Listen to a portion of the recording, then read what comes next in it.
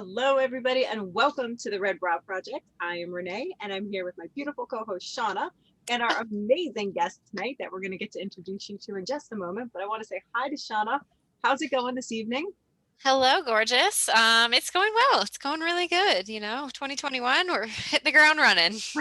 That's right. That's right. I know I'm all bundled up over here, but it's nice to be cozy. I'm loving it.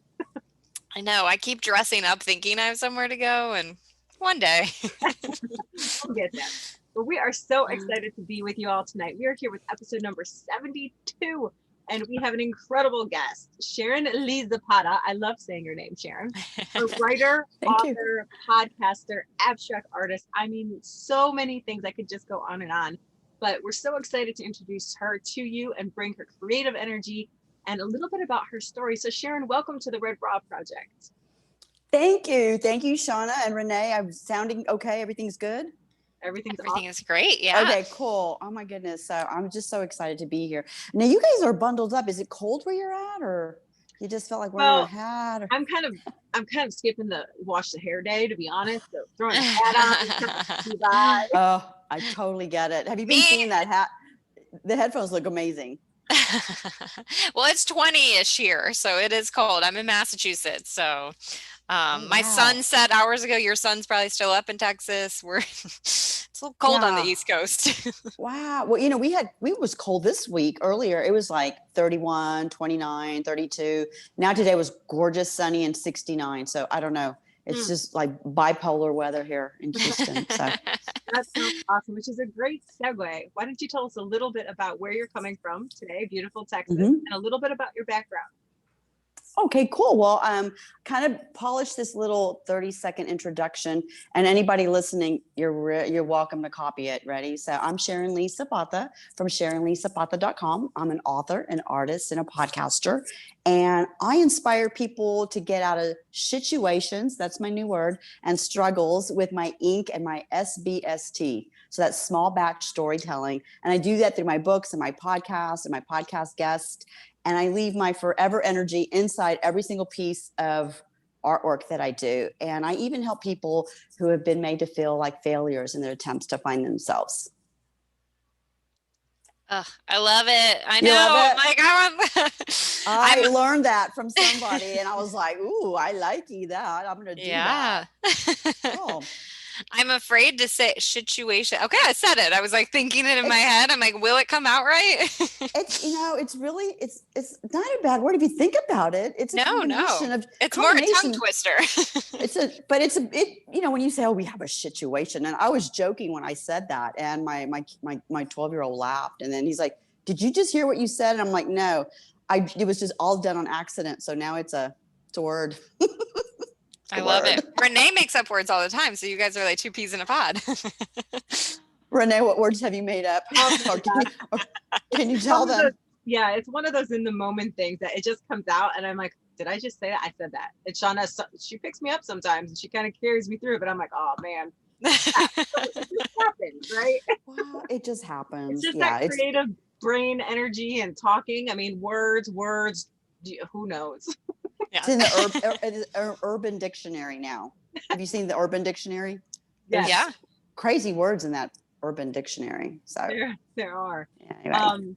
I love your behind the scenes, your posters you have up back there, which are two of your awesome books. Thank you. Yeah. Well, actually, I have 3 books. I don't want to ruin the video, but I have. Well, go get it. Let me grab it. It's right here. There you go. I was going to say, love this. Your headphone. Yeah. It's a new day. Don't be a shithead.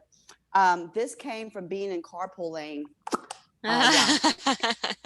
We've all been there. We've all been there. So this is, it offers positive, disruptive, slightly irregular strategies on how to stop procrastinating and smack down the bullshit in your life. So each page is sprinkled with Sharon's moxie thoughts and her smarty ass intellectual sarcasm.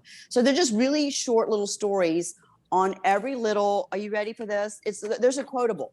So you know how you see quotables out there? I've been doing quotables for like 5 years on social media. So I have this one page how I came up with that quote. And so this was dedicated to my dad, who always inspires me. I know he is he's the go-to guy. He's the no BS guy and just a straight talker. And so I, got a collection of all my quotables that were out on the internet forever and ever and ever, put them into a book. And then Middle Finger Happiness. Tell you this. Well, let's start with that one. That's the one that started it all. The little book of startup inspiration, 20 lessons learned the hard way. Damn it, from the most outrageous year of my entrepreneurial life. Long title. That came in 2017 or 20. Yeah, Hurricane Harvey hit Houston. I don't know if you guys remember that. I mean, we flooded. It was devastating. My house had flooded for the third time. My clients that I had, their businesses flooded and their house flooded. I mean, we still have homes in Houston to this day that are still empty. There's still people that are still struggling from that economic thing. It was really bad. It was really bad. So I fell into a bad depression. I just started my consulting company and I didn't know what to do. So I started volunteering at the Harvey Hub and I started seeing thousands of people in line to go get things that they needed. I mean, when I saw a woman with 2 different shoes on and 5 kids and no bra and just in line to get things. And Houston is an amazing city. We came together quickly and there was this place called Harvey Hub and you could get anything, no limit, free, paint, Home Depot, Target, diapers, shoes. I mean, it was just amazing. So I started volunteering there and I took my focus off of me and my funk. And then when you put it toward, gratitude and giving back, you have no choice but to give it on the gratitude and giving back. And so that's when this book came out. And I wrote all the lessons that I learned the hard way, damn it, from the most outrageous year of my entrepreneurial life. And it is dedicated to my granny, Juanita, who's passed already, but she passed away at 98. She's just gangster. She was in the 1940s, 6 kids, 3 jobs, butcher, worked at a brewery and worked at a cigarette factory. And she was that, don't F with me woman, so when she got home, she was tired. If you got a spanking, everybody got a spanking. But she's the one that told me, don't take shit from anybody. Those were always her words of wisdom, and so that's what's in the book. And then 8 months later, I wrote Middle Finger Happiness. And so Middle Finger Happiness, work hard, live well, don't fuck with me. I'll just say it. We've all had that thought. It came from this glorious tattoo. This is my, I'm not full of tattoos. I have one little one here that says started from zero. And I have this one and a really tiny one in the back. So I just came from a moment. We've all had that effort moment in our lives where you're like, I've got to make some changes.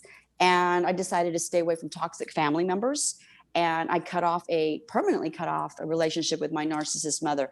That's probably one of the hardest things I've ever had to do, but it took me over 40 years to do that. And for anybody listening thinking, oh my God, how could you do that? It's how could I not continue to wound myself? It is me with me. It's not the other person any longer. So when you're in those toxic relationships, especially if it's a parent or a spouse, you have to make an executive decision. And when you make executive decisions, you're not going to make everybody happy. So if someone's pissed off, I just say, get in line, because I got a long line of people. So with that said, this book is funny. It's got some sad stories, but mostly funny. I look at it as if I hadn't gone through the shit shows. Again, you can tell my family curses, and I wouldn't be where I'm at. I wouldn't be on this podcast. I wouldn't be inspiring people with my stories. And forever I was embarrassed. It's like, I didn't know if I should talk about it. It's one of those really powerful decisions that as an author, when you're ready, to put this in print, you better be prepared, because all kinds of stuff happens behind the scenes. And so you have to get a rhinoceros skin and be tough and stand your ground on your mission and your voice, and amplify that so that you can help other people repair themselves. Oh my gosh, I told everybody listening this is going to be a killer episode. Okay. And then I'm still a mom, we got 3 rescue dogs. I have an older son, I have a younger son, I have a husband. I mean, we're a great little niche family. You can find me picking up dog poop with the bag out there with the dog, the normal regular things that we do. And it's just kind of funny because I get messages that, someone asked me if I have a PR person or a social media manager. I'm like, no, it's just all me. And I do it in my cracks of time. Yeah, So. but I think that's what's so wonderful about you. It's genuine and it's authentic. And, when they are looking at your books or reading them or looking at your art, like they feel you, and you don't need all of those other PR people, because you sell yourself, and you sell yourself well because you are so authentic. Well, thank you. I took a tip from Gary Vaynerchuk, and he said, just document. If you're just documenting pieces of your day. If somebody's listening and they're thinking about writing a book or starting a blog or art, whatever you're thinking about, don't think about it anymore. Just do it. And then if you want to share it, which I think you should, you're just documenting your work, and work is messy because progress is messy. So if you look back at my artwork from, back, it was not like it is now. It's evolved, just like anything, anything, you get better. Yeah, that's so cool. And there's one of our prior guests, and she started off as a fashion blogger. Christine Bouzon she's amazing at Madame Ostrich, but she kind of talks about the evolution of her blogging style and her fashion, and how she'll show before and afters about 10 years ago when she stepped out in the outfit she was in, and then puts it next to a current outfit after she discovered and let her own creative energy flow. And it sounds like that is exactly kind of what you're talking about. You can see the evolution through your own paintings, which they speak so much energy, Sharon. And so everybody's listening, you have to go check out Sharon's Instagram feed at Sharon Lee Zapata, because you can look at these paintings and it's like they jump off the page at you, and that's energy. And it's like, that's through the screen on a social media. It's like, I can't imagine what it's like vibing and walking into a studio. Ooh, so when you walk in here, and I'm still, I don't know, I guess amazed. Like second Saturdays are always buzzing in this, I'm in the Silos. It's one of the largest creative campuses here in the US. And it's 80,000 square feet. It used to be an industrial area. Now they've got this cool, creative campus. So you've got architects here, engineers, AI companies, artificial intelligence companies, therapists, and artists. But yeah, when people walk in, there's this jolt of something's going on in here. And I did not realize this. I had a friend of mine on my podcast. Everything is made of energy. And you can't see it, but my little podcast table's over there. It's round, and it was from a bar restaurant salvage junkyard. Yeah.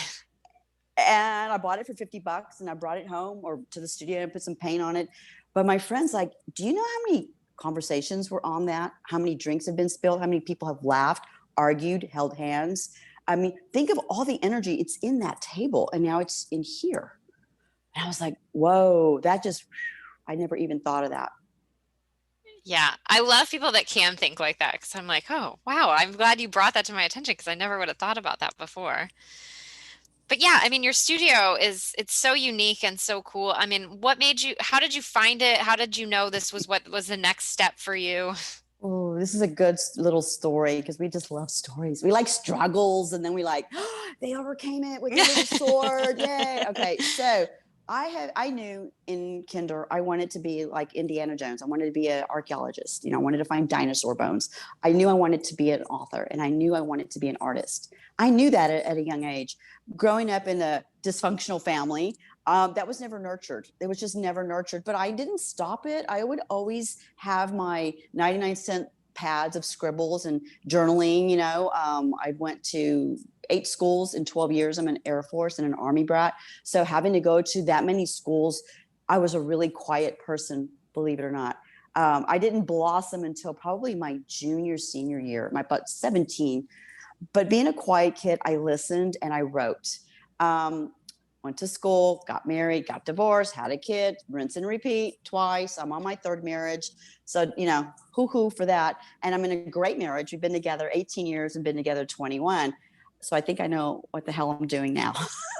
So fast forward, my husband's always like supporting me, but not supporting me like, oh yeah, honey, that's kind of good. No, he'll tell you if it sucks or if it doesn't suck. He's just, gently blunt. And I really appreciate it. And one day he's like, you know what, you need to do something with your artwork. So I got laid off from a company. I was a recruiter. I was a top recruiter. I was earning to me, it was killer money. I was making $10,000, $13,000 a month on commission. And after 6 months, they're like, we need to let you go today because we know you're not happy here. So in Texas, we have the at-will law. That means we can fire you because it's sunny and blue sky. There's no reason. So I walked out going, I was devastated. And that's when I went to a friend. And she's in the book, the Little Startup Inspiration book, my friend Wilka, who's a corporate attorney. And she's like, you got 5 minutes. Tell me what happened. Tell me, hurry, because I'm in a hurry. And I told her my story. She's like, oh, just go start your own thing. It's time for you to do your own thing. And I'm like, oh, you got to be joking. And I drove by this place. I would drive by here and I would look around. I'm thinking, I could never have a place like this. You know, probably it's super expensive or you got to be really badass. But in 2018, I had my income tax check return and I walked in here and I saw a studio and I had to go think about it. It was gone the next day like that. And so the girl said, oh, by the way, another one opened up. Do you want it? I'm like, yes. So I went in and I only had like 1,800 in my return. They're like, Miss Zapata, and I have everything in my name. I didn't want anything in my husband's name. It's like, it's all in my name. So I had to put my deposit, my first month's rent. And they're like, your credit's not great, but it's not bad. So we're going to need first month's and last month's rent. So there went the whole check. I get home at 6 o'clock and my husband's like, so what'd you do today? And I'm like, I got a studio. And he's like, okay, how are you going to do this? I'm like, I don't know. That's how, do y'all remember the cartoons, the Roadrunner and the Coyote? Remember Bugs Bunny? Yeah, I'm like a combination of both. Like, I don't think sometimes, I just do. So I thought I'll just do these workshops. So I started doing little workshops, you know, how to write content, started paying for itself. And before you know it, it grew and grew. And I got braver. And every month I just kept doing it. And the rest is history. You know, here I am going to year 3. So that's the story. I love it. And I wish I was more like you, a doer, and because I overthink everything. So I would have lost the studio twice. I would have been like, oh, did it really open for me again? No, when they told me, because, you know, I was like, and the price was like, you're kidding, it's $655 a month. I'll figure that out. I will figure that out. So incredible. Now, yeah, incredible. So, I mean, I wouldn't, you know, not everybody can do that. Not everybody can do that. Yeah. You know, but if you can do it. What an awesome story. So a couple questions. When you lost your job, were you really not happy there? I'm a worker bee. If there were bees, I wouldn't be the queen, you know, popping out little bees. Yeah. I would be the worker bee and probably sting and die. You know, I'm a worker bee. So any job I do it with passion. I don't care. I used to have a cleaning business, you know. I used to clean for 4 attorneys and I only worked like 48 hours in a month and I made some really good money because I was making good, you know, charging them a premium price. So now I was not happy there, but here's what I found being a corporate person. You know, there's rules. You can't just open your mouth and just say what you think, you know, you got to bite your tongue. And so I've played that game. I've done that, but it took me so many years to embrace, you know, what I am and what I can do. And many people will pitch their, you know, what they do, but you need to pitch who you are, because who you are is more than what you do. Yeah, that's so true. When did you start to kind of realize that for yourself, or who are your mentors that you've learned from? I mean, you're obviously very driven and just creative. And as you said, sometimes it's easier to do and go and then ask for forgiveness if you need to later or figure it out, or, you know, and take what you can learn. But who is helping to kind of guide and empower, or who's your mentor? Ooh, well, I read a shit ton of books and I listen to 2 podcasts. Andy Frisella, who I'm crossing my fingers to have him on my podcast, Joe Rogan. I have more male mentors than I have women. Now I have a couple of women mentors, and they're like me. We're kind of like tomboyish, maybe because I'm a mom of boys. I'm a boy mom. Yeah. So it's yes, if you get that. And so, it's, you know, anybody who's doing something on a it doesn't have to be huge. You can do something big in a small way. So now I would say my mentors are still, you know, I would say definitely Grant Cardone and Elena Cardone. I listened to them. They're amazing. I started following them probably in 2014. And just, you know, books like Stephen Pressfield. Do you guys know him? I posted one of his books on my Instagram. He wrote like, I think over 20 books. He's amazing, huge author. One of his books is called Nobody Wants to Read Your Shit, What to Do About It. It's somewhere over here. It's on my Instagram, and it got already like 573 views, because nobody wants to read your shit if you're not going to give value. So if there's anything that I can give to your audience, bring value. In fact, I have a quotable: be helpful, become necessary. No, it's be helpful, bring value, become necessary. Become necessary. And don't be the girl that's nice to have around. Be the person who's necessary to have around. I was talking to some teens right before COVID. In fact, the week that COVID shut down everything, remember, it was March 6th. I was speaking to high school students, and one of them was asking, Q&A, and there was a panel of 10 of us, and I was one of the panelists. How do I know if I'm bringing value? I'm like, don't worry about it. You be the value. Then you don't have to worry about it. And it just made, I don't know how I got to think that way, but, if you just be the value, then, like them letting me go, I found out a year later, it was either me or my manager. He wasn't making his numbers. So corporate. Yeah. Yes. I love that, be necessary. I used to have a quote that I liked that was about appreciate the interruptions in your life, because that it means that you have purpose and worth, and somebody's interrupting because they need you. And so I kind of like having that be necessary for someone, because when the interruptions stop, you're just kind of alone. So you should never be upset by being interrupted by someone. So kind of relate that to yours. I love that. And do you guys remember, is it Keena Keeley that was on our virtual workshop? Oh, Kenya. Kenya said something that was amazing too. She said, who's calling you? Who's calling you and why? Yeah. That's a big sign as well, So. Yeah, for sure. I love that you talked about your grandma a little bit, and just the strong bloodline that is there as well. I mean, even the 3 jobs, having 6 kids and 3 jobs, even the 3 jobs that she did, a butcher, worked at a brewery, and I know she cigarette factory. This is in the 40s. This is 1947. I mean, that's pretty badass. But she had a hard life. She was not in the best of relationships. There was abuse, but she just kept on going. And so back then, and we talked way until I was, my mid-20s and 30s, and she would tell me, we didn't have therapy.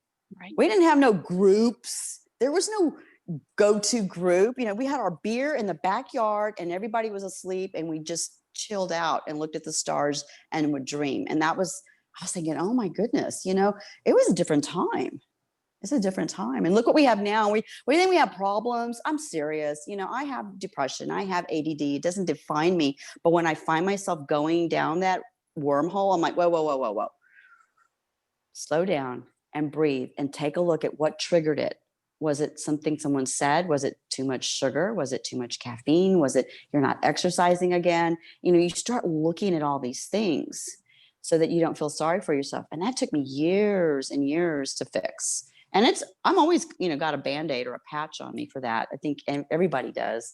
But to go back in those times, they didn't have what we have now.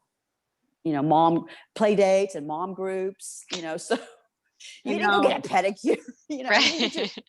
We often think about our moms and how they got through sometimes, and and they just did it. They were tough, and they often did it alone. Like you said, there weren't a lot of groups out there and things. And I think there were. It was when they gathered in the kitchen to cook. True. That was their therapy. Whenever they did the weekend thing, that's that's your tribe, so to speak. So from that, I'm sure that's where it's amazing all the things that have happened before us. And I read this somewhere. Austin Kleon, he wrote a book, How to Steal Like an Artist. You should get that book. It's a little square book. And he said, books are made from books, and art is made from art. And then I was thinking, well, people are made from people, ideas are made from ideas, collaborations are made from collaboration. Everything has already been done. Yeah. We're just taking it up another level every time. Yeah. What was your first consultant business, or the consultant business you had when Harvey came through? It was the Zapata group. And at that time, I was just discovering how to write good content to grab someone's attention. And I didn't even do it intentionally. I was doing it accidentally because I wanted to write something that would make you stop and read it versus just scroll by and go, okay, whatever. I wanted to make sure when you read what I put, it helped you, to leave you better. And so I started doing social media management for a couple of companies.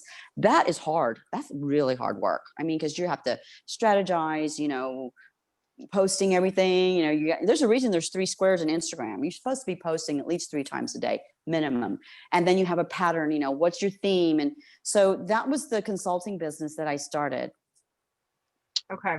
I was curious about that. I wasn't sure how that went, but then you've always been a writer because you had a blog way back when. And that's kind of, yeah. Well, and the blog started when I got laid off. It was, this is another good story. Oh gosh. Okay. So when I got laid off, white knuckle driving on the freeway and crying because I'm like, driving to my friend, remember the attorney, to her office. And she's always busy. Like you have to make an appointment to see her. She's like, anyway, I went to see her.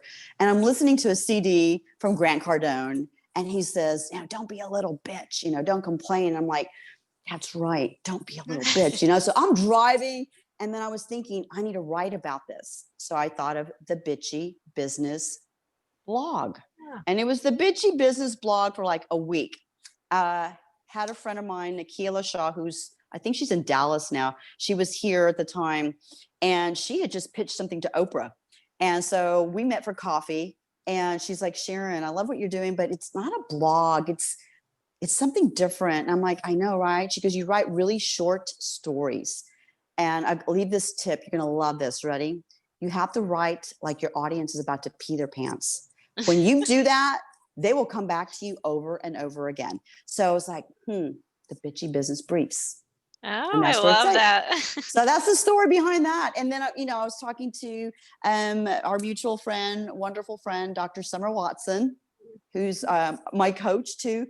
And she's like, you need to put everything in your name now. Your name, everything needs to be branded, your name, Sharon Lee Zapata. So the Bitchy Business Briefs is still there if you type it, but we also have my name. And the Instagram is gone from there, but the hashtag is there for sure. That is awesome. So you still have that your website, and you yeah. If you type in SharonLeeZapata.com, it'll point to the Bitchy Business Briefs because that's golden. This lady posted a wine glass. We made some wine glasses. It said was sideways and then Bitchy Business Briefs, and it was filled with red wine. She took a picture and posted on Instagram and tagged me, and I was like, they're still out there. They're still out there. So, go ahead, Shona. No, you go. I was just curious, Sharon, if you could pick like one time that you're looking back, and I mean, obviously you're still putting so much out there and you have so much more. We're excited to see where you go this year. I know you have big goals and the reflection wall. And I mean, we didn't even get into that yet, but for our listeners and viewers, that's something we did with our virtual event, Unstoppable, which was amazing. Sharon was our creative presenter and just rocked it.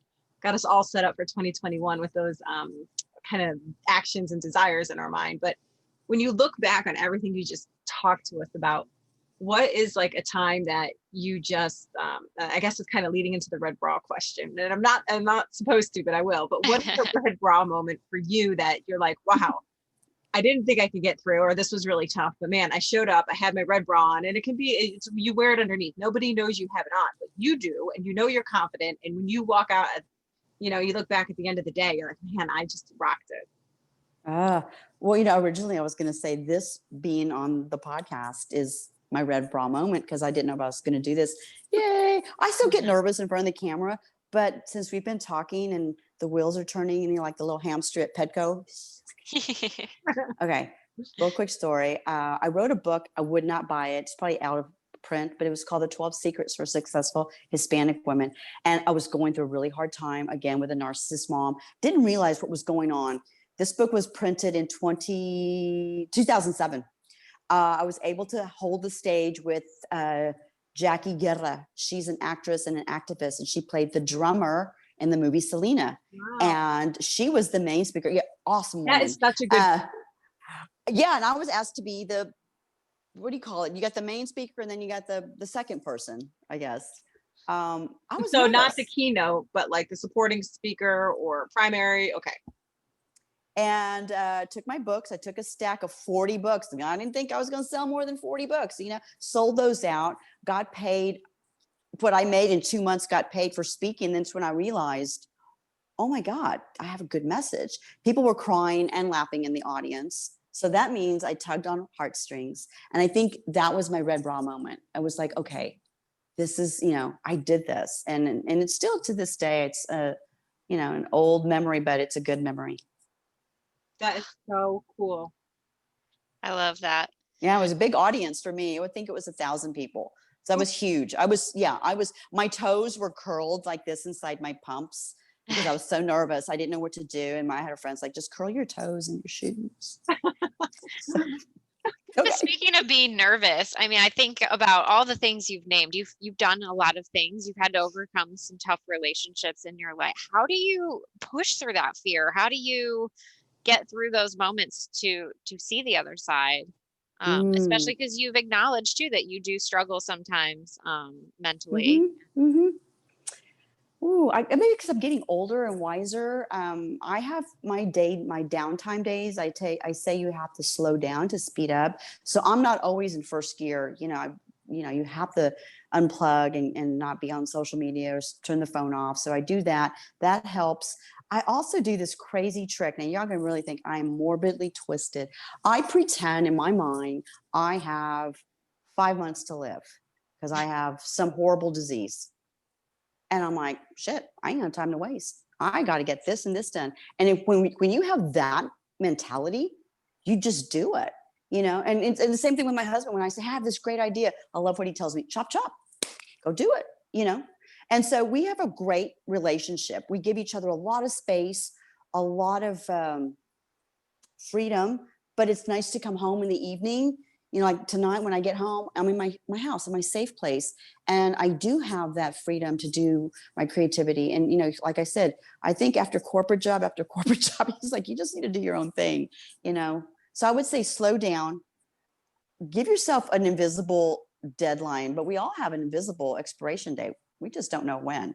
And like I said, that's kind of a twisted way to think, but that's what I think. So I'm like, I got to finish this project so I can leave it for my kids. It can inspire my kids when they're in their 40s or their 50s. And they go, man, my mom made this, So. You say it's twisted, but you think about this last year and how quickly we all lost things that we had planned or things that we had hoped for. So, I mean, it really is a good way to think. Like, what if I don't have tomorrow?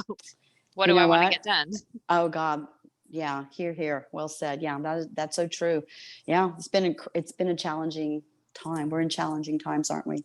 We are, but we're gonna push through. We're in 2021 now. We made reflection walls with you. We're good. We're all good. Well, can you tell us a little bit more about your art? Like what is a moment when you sit down to make something, or what brings you to the canvas in that moment?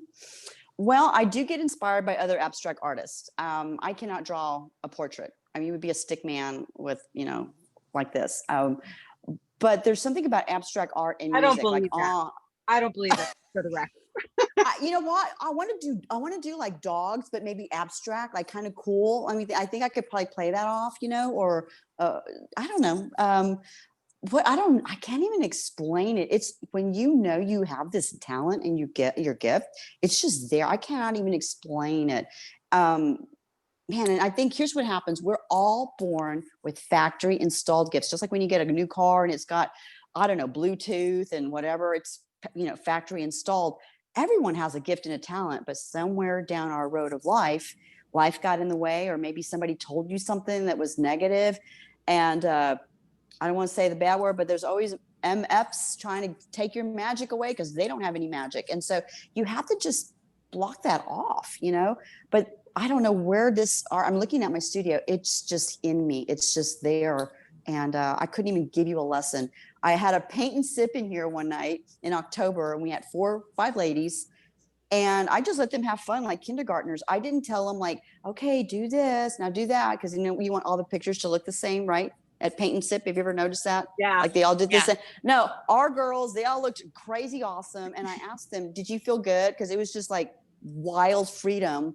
And they loved it, you know? And so I can't even teach art. I'm just like, here, just play. I hope that answers your question. Oh, it does. Yeah, no, that's perfect answer. And I want to take a paint and sip with you now. Right. Because it feels less pressure, because I'm always worried that mine won't look like the person next to me. So No, they all came out great. Now, one of my girlfriends, she's got two small kids, like 8 and 7. And we were just in here one night. She does my taxes. She's like, you need to have you get drunk and let your kids draw class. And I'm like, oh my God. No, I don't know if I want to do that. You get mommy drinks and lets the kids draw or something like that. I don't know. I was like, no, I don't want to do that one, but I don't know. It was interesting. Well, Sharon, we have kind of bumped all over and we put this whole chat out of order. So we asked you the red bra question a little bit ago, which was so good. Was that your first speech? Yeah, that big. Really? That big, yeah. I mean, that's what was so nerve-wracking and so scary because, and all I did was I made eye contact with the women in the first 2 rows. I didn't even want to look beyond. I just looked at the ladies in the first 2 rows. I don't know if you're supposed to do that, but that's just how I did it. And then they were the ones laughing and crying. So the other ones I blocked out, you know, and that's scary. You know, public speaking is scary. Yeah. It'll make you feel you're alive. That's for sure. You know, that's a nice way to put it. Yep. No, I love that red bra moment. And I think that it ties in with your whole style too. And it's that when you want to do something, you just step up to the plate and you do it. And you don't think about how everyone else is doing it. You do it the way Sharon Lee Zapata feels good doing it and how you can get through it. And then you adjust. And of course, you know, make improvements for the next time around. But it doesn't stop you. And I think that's so cool. And obviously that's evident in everything that you're able to kind of give to people and through your stories and inspiration and creativity. So thank you so much for being with us tonight. Where can our guests find you and connect with you? Twitter, Instagram, Clubhouse, which is new, Facebook. Yes, it's all at Sharon Lee Zapata. They're all the same handles now. So you've been coached to use your name. I've been coached. Yep, got to get it. Yeah, I was all over the place. So, and I'll leave you guys with this one thing. I love it. I was taught this. Whenever somebody says something to you and you don't have a comeback, and it was kind of crappy what they said or rude, this is the most nicest way to it's like interesting. Oh, I like that. You just say one word or 2 words. That's interesting. Because someone's like, oh, you're gonna open a studio. I could never do that. Why would you want to do that? I'm like, that's interesting. What can they say? Right. So. Oh, that's so powerful. Yeah. Oh. And it's clean. Yes. Yeah. Yes. And if they don't watch this, they won't know when you say it to them next time. Or they'll be on to you. Yeah, now they'll know when you say that. So that's interesting. Yeah. Yes. Well, Sharon, we end every episode with a quote, and the one that we chose for you is by George Bernard Shaw. And you may have heard it before, but it says, life isn't about finding yourself, it's about creating yourself. And for you, I think that is just perfect, because I think you have not gone down whatever the path is typical. You've followed Sharon's path, and I think that we're all better for it. Well, thank you so much. That's, oh man, that yanked on my heartstring. Thank you so much. Well, we are thanking you for being with us tonight. We will link all of your information on our Instagram page, on our website, and you can follow us at the Red Bra Project over at Instagram, or go to the redbraproject.com. If you are watching us right now on YouTube, which we hope you are, make sure you hit that subscribe button and the bell so that you get notifications about our videos. And we just love you, Sharon. Thank you again for joining us tonight. And we're so honored to have you. Oh, thank you guys. Have a great rest of the month. You too. Bye. Please share Sharon's story. Bye. I was going to say, please share Sharon's story with everybody that needs it, because she's just full of inspiration out there. So. And I forgot the books are on Amazon. I forgot to say where you get them. Yeah, hello, I forgot. And we will link all of those for you too. Yes. Awesome. All right, guys, take care. Mwah. Bye. Bye.